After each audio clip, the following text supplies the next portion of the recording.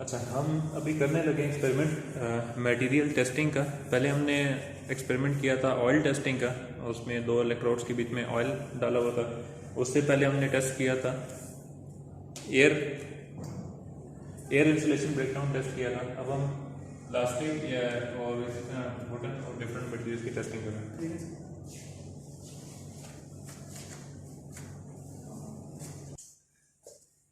अच्छा, अभी जो हमने टेस्ट सेटअप किया हुआ अपना, इसमें हाई वोल्टेज ट्रांसफार्मर है, मेजरिंग कैपेसिटर है विद कैपेसिटिव वोल्टेज डिवाइडर, और इसी के पैरेलल में हमने इलेक्ट्रोड्स लगाए हुए हैं। इलेक्ट्रोड्स के बीच में एक प्लास्टिक की एक थिन शीट रखी हुई है। अब हमें ये चेक करना है कि ये शीट कितने वोल्टेज पर जाकर इसकी इंसुलेशन ब्रेकडाउन हो जाएगी। प्रोसीजर वही है जो हम पहले करते रहे, पावर ऑन करेंगे और वोल्टेज तब तक बढ़ाते रहेंगे जब तक कि ब्रेकडाउन नहीं हो जाता।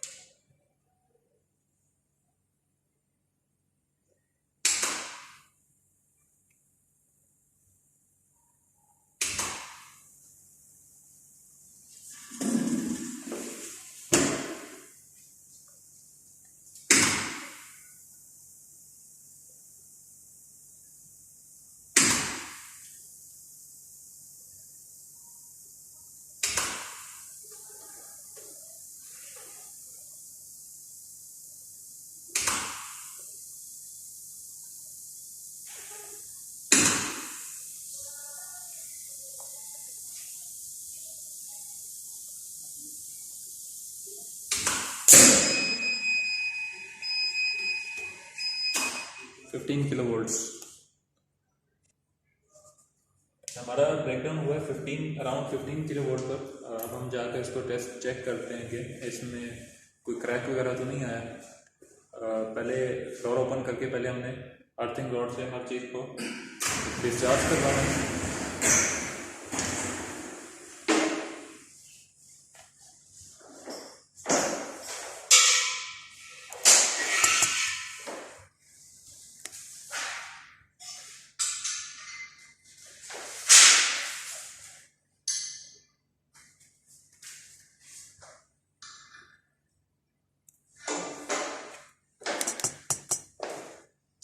ठीक है,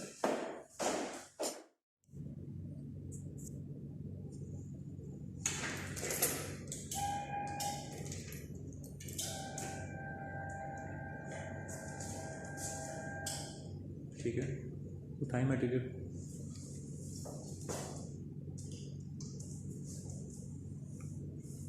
मटेरियल में कोई क्रैक नहीं है, लेकिन मटेरियल में ब्रेकडाउन हुआ है। इसकी जो इंसुलेशन थी वो ब्रेक हो गई है और ये इंसुलेटिंग मीडियम से कंडक्टिंग मीडियम बन गया। जब करंट फ्लो हुआ तो कंट्रोल पैनल ने डिटेक्ट किया कि इसमें शॉर्ट सर्किट हुआ है और उसने वोल्टेज को ड्रॉप करके 0 वोल्ट पर ले गया। अच्छा, अभी हम दूसरा मटेरियल इसमें प्लेस कर रहे हैं। पहले प्लास्टिक मटेरियल था, अब हम एक्रेलिक शीट रख रहे हैं।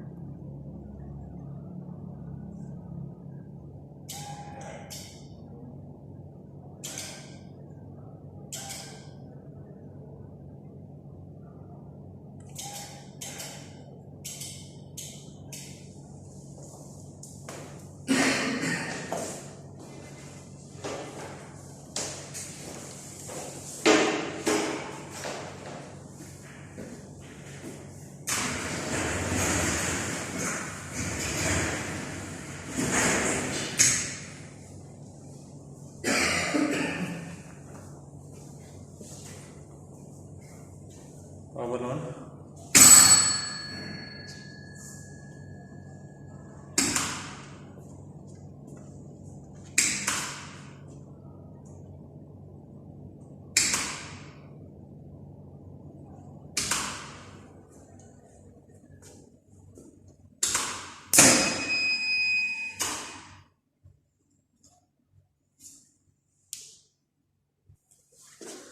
अच्छा, अभी जो हमने एक्सपेरिमेंट किया इसमें इशू ये आया है कि हमें एक चीज़ का ख्याल रखना पड़ता है कि जो हम टेस्टिंग मटेरियल यूज़ कर रहे हैं, जो हमारी शीट्स जो भी हम यूज़ कर रहे हैं, प्लास्टिक या जो भी मटेरियल हम टेस्ट कर रहे हैं, जब हम उसको इलेक्ट्रोड के बीच में रखते हैं तो दोनों इलेक्ट्रोड्स के बीच में सिर्फ और सिर्फ वो टेस्टिंग मटेरियल होना चाहिए। टेस्टिंग मटेरियल का साइज़ इलेक्ट्रोड्स के साइज़ से बड़ा होना चाहिए, ताकि दोनों इलेक्ट्रोड्स के बीच में कोई एयर ना हो, सिर्फ और सिर्फ हमारा टेस्टिंग मटेरियल हो। उससे ये होगा कि अगर एयर मौजूद होगी तो जो ब्रेकडाउन होना है मटेरियल में, अगर मटेरियल की ब्रेकडाउन वोल्टेज ज़्यादा है और एयर की ब्रेकडाउन वोल्टेज कम है, तो जो ब्रेकडाउन है वो एयर में हो जाएगा, मटेरियल में नहीं होगा। हमें नहीं पता चलेगा कि उस मटेरियल ने वोल्टेज वितरण किया है कि नहीं, वो रीडिंग गलत होगी। तो अभी हम ये कहने लगे हैं कि मटेरियल चेंज कर रहे हैं, क्योंकि हमारे पास एक्रेलिक में बड़ा साइज़ में शीट मौजूद नहीं है, तो हम अब वुडन पीस यूज़ करने लगे।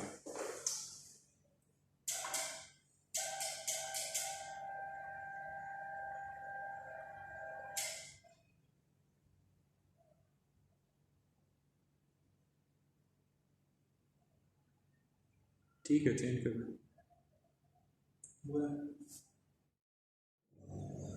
अच्छा, अभी हमने मटेरियल चेंज कर दिया। पहले हमने एक्रेलिक शीट यूज़ कर रहे थे, लेकिन उसमें इशू आ रहा था कि उसका साइज़ छोटा था और ब्रेकडाउन एयर में हो रहा था।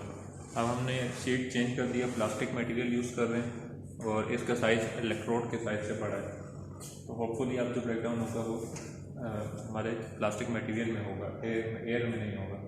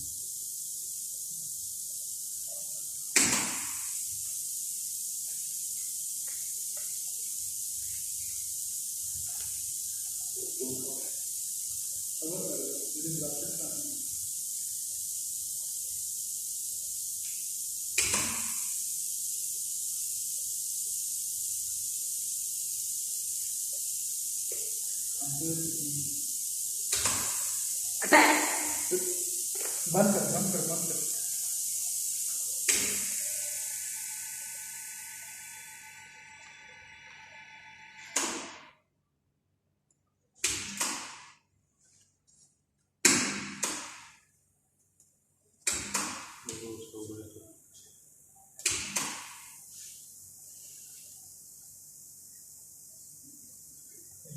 शीट होनी चाहिए, प्रोटेक्टिव शीट होनी चाहिए।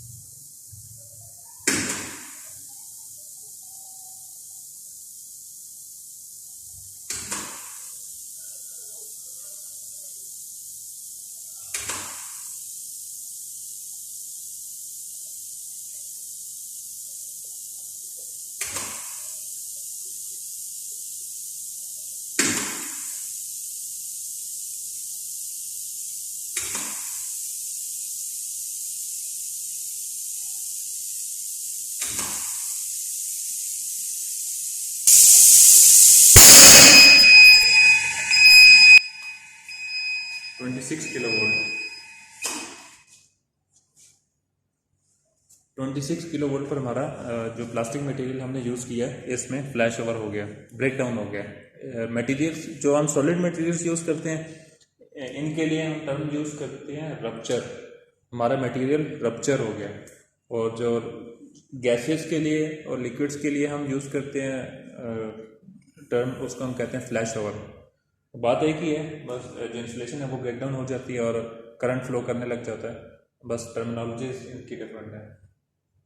इसी तरह हम टेस्टिंग करना चाहें तो और भी मटेरियल्स ही कर सकते हैं। बस ये है कि मटेरियल जो हम यूज़ कर रहे हैं उसका साइज़ इलेक्ट्रोड के साइज़ से बड़ा होना चाहिए। जैसे अभी पिछले एक्सपेरिमेंट में अभी हमने देखा था कि जब साइज़ छोटा था इलेक्ट्रोड के साइज़ के तकरीबन उसके बराबर ही था, लेकिन थोड़ा सा मामूली सा एयर गैप भी बीच में आ रहा था, तो फ्लैश ओवर मटेरियल में होने की बजाय एयर में हो गया था। मटेरियल का हम नहीं फाइंड आउट कर सके उस केस में कि मटेरियल में ब्रेकडाउन वोल्टेज क्या है, ठीक है। तो इस चीज़ का हमें ख्याल रखना पड़ता है। नेक्स्ट हम एक्सपेरिमेंट करेंगे तो उसमें हम मीन्स के और भी हम मटेरियल्स अरेंज कर सके तो हम उस पर भी हमें यही सेम स्टेप्स रिपीट करके ब्रेकडाउन वोल्टेज मेजर कर सकते हैं।